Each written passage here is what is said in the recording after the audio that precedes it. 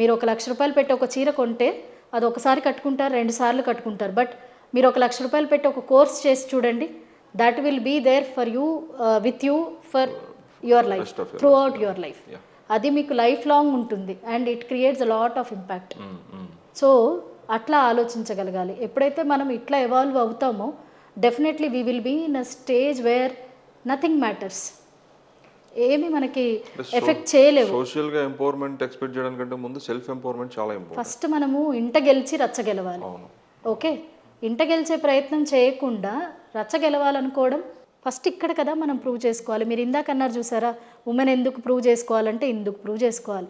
ఇంకొకటి ఏంటంటే మన సొసైటీ ఉమెన్ని ఇట్లా వీక్గా పోర్ట్రే చేస్తూనే ఉమెన్ చాలా స్ట్రాంగ్ అనే మెసేజ్ కూడా ఇచ్చారు. బట్ అది డెలిబరేట్ గా నెగ్లెక్ట్ చేయబడుతుంది కదా. నెగ్లెక్ట్ చేయబడుతుంది. ఎందుకు అని మీరు ఒక ఎగ్జాంపుల్ కి చూడండి. Women themselves they are not realizing that కదా, వాళ్ళే రియలైజ్ అవ్వట్లేదు కదా. ఎందుకు అంటే మనకి మనం ఇంపార్టెన్స్ ఇచ్చుకోలేదు, నాకు నేనే రెస్పెక్ట్ ఇవ్వట్లేదు.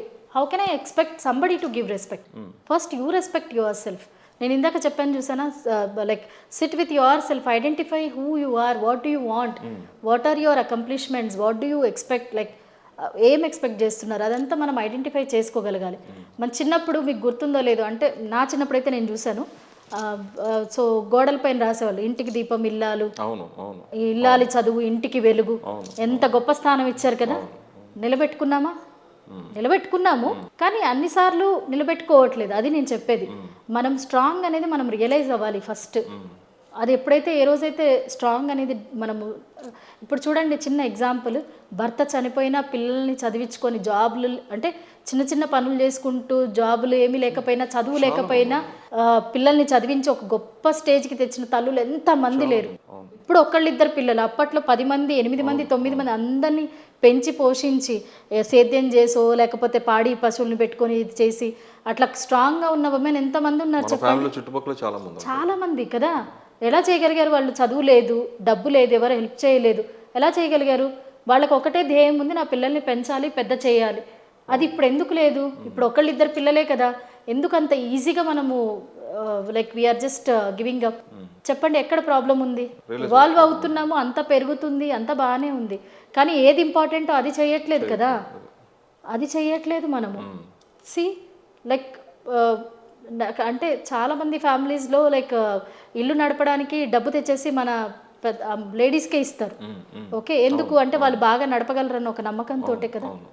సో ఎక్కడో లైక్ అంటే అలాంటి వాళ్ళు ఉన్నారు, ఇలాంటి వాళ్ళు కూడా ఉన్నారు. అంటే నీకేం చేత కాదు అనేవాళ్ళు ఉన్నారు, లేదు నువ్వు చేయగలవు అనేవాళ్ళు కూడా ఉన్నారు. అంటే వీళ్ళు ఉన్నారు, వీళ్ళు లేరని కాదు. ఇన్ జనరల్గా నా ఉద్దేశం ఏంటి అంటే we can empower ourselves, women can empower themselves. Okay, so అది ఎప్పుడైతే మనం రియలైజ్ అవుతాం, the day we realise like we are strong, we can do, okay, ఆ రోజు మాత్రమే అవుతుంది. In fact I'm very happy, like చాలా ఏరియాస్లో విమెన్ టాప్గా వస్తున్నారు ఇప్పుడు. ఓకే, పర్సంటేజ్ పెరుగుతుంది.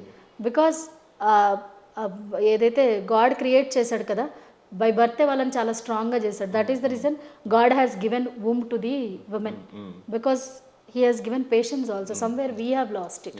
సో ఏ రోజైతే మనం చేయలేక కాదు, ఇప్పటి వరకు జరిగింది ఓకే, కానీ మనం ఇక మీద చేయగలము అనేది ఎప్పుడైతే ఏ రోజైతే నిర్ణయించుకుంటామో ఎవ్రీథింగ్ ఈజ్ పాసిబుల్. ఎందుకంటే ఏది పర్మనెంట్ కాదు. These are all skills which we can acquire. Patience acquire చేయొచ్చు, ఆ చేయాలి అన్న కోరిక ఉండాలి, లేకపోతే ఆ విల్లింగ్నెస్ ఉండాలి. ఏదైనా సరే మనం సాధించాలి అనుకుంటే డెఫినెట్గా సాధించగలుగుతాం. It is all in your mindset. మనం ఏం చేస్తామంటే జనరల్గా లేడీస్ చేసేటువంటిది, జాబ్ చేయాలనుకుంటున్నారు, ఓకే, ఆ జాబ్ చేయాలనుకుంటున్నారు అనే దాని దగ్గరే నిలబడిపోరు. ఏదైనా గొడవ రాగా నువ్వు ఇలా అన్నావు, నువ్వు ఇలా అన్నావు, నువ్వు ఇలా చేసావు, ఇలా. మన గోల్ ఏంటి? జాబ్ చేయాలనుకోవడం కదా. దాని వైపే ఫోకస్ చేసి దాని పరంగానే మాట్లాడదాం కదా, వేరే రకంగా ఎందుకు? తెలుసు అట్లా మాట్లాడితే గొడవ అవుతుందని తెలుసు, ఇది ఇంకా పెద్దగా అవుతుందని తెలుసు, తెలిసి చేయడం ఎందుకు? మళ్ళీ మీరు అడగొచ్చు, అంటే లేడీసే అడ్జస్ట్ అవ్వాలా, ఎదుటి వాళ్ళు అడ్జస్ట్ అవ్వకూడదా అంటే, మరి ఎక్స్పెక్టేషన్ అలా ఉంది, సో ఏం చేయలేము. సో ఈ స్కిల్స్ అక్వైర్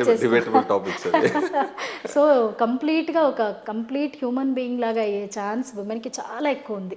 చూడండి, మంచి పేషెన్స్ అక్వైర్ చేసుకొని ఒక స్టేజ్, ఒక లెవెల్, అంటే where nothing can effect you, nothing can touch you అనే స్టేజ్కి ఒక ఉమెన్ రాగలదు. That is possible only for a woman. Compare to men, men కూడా చేయొచ్చు కానీ వాళ్ళకి గుర్తింపు రాదు. విమెన్ చేస్తే ఎక్కువ definitely they will be recognised. Okay, ఆ పవర్ అనేది విమెన్కి ఉంది. సో దాన్ని మనం కరెక్ట్గా యూస్ చేసుకుంటే ఎంత బాగా ఇవాల్వ్ అవ్వచ్చు కదా. And there are so many opportunities. ఇప్పుడు నో అన్న వాళ్ళు, ఇప్పుడు దెబ్బలాడిన వాళ్ళే మీరు ఒక సక్సెస్ స్టేజ్కి వచ్చాక ఆ అమ్మాయి నా కూతురు, ఆ అమ్మాయి నా కోడలు, ఆ అమ్మాయి నా చెల్లెలు, మా మరదలు చెప్పుకునే వాళ్ళు ఉంటారు. Why don't you look at that?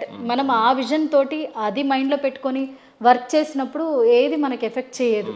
And ఇంకొకటి మెయిన్ ఇంకొక రీజన్ కూడా ఉంటుంది. విమెన్లో ఫియర్ ఆఫ్ రిజెక్షన్ చాలా ఎక్కువ ఉంటుంది. Fear of rejection, fear of shame. నేను ఇప్పుడు బయటకు వెళ్ళి ఏదైనా చేస్తే, ఎవరన్నా ఏమన్నా అంటే, సో మనం చేయాలి అనుకున్న పని కరెక్ట్ అయినప్పుడు అది దానికి ఒక రీజన్ ఉంది. ఎండ్ ఆఫ్ ద డే మీరు ఫ్యామిలీ కోసమే కదా చేయాలనుకుంటున్నారు. ఎర్న్ చేయాలనుకునేది ఎవరి కోసం? పిల్లల పైన స్పెండ్ చేయడానికి, పిల్లల్ని ఇంకొంచెం బాగా చదివించుకోవడానికి, ఇంకొంచెం మంచి లైఫ్ స్టైల్ ఇవ్వడానికి. సో ఆ రీజన్ జెన్యూన్గా ఉన్నప్పుడు ఈ ఫియర్ అంతా ఎందుకు పట్టించుకోవాలి? 100 మంది 100 రకాలుగా అనుకుంటారు కదా. ఏమంటారు, కాయలున్న చెట్టుకే రాళ్ళ దెబ్బలు అన్నట్టు. నువ్వు చేస్తున్నావు, నీకు స్కిల్ ఉంది కాబట్టి మనం వాటిని ఆపలేం కూడా. అది మనం ఏ రోజైతే మైండ్కి తీసుకోవడం మానేస్తామో డెఫినెట్గా గ్రో అవుతారు.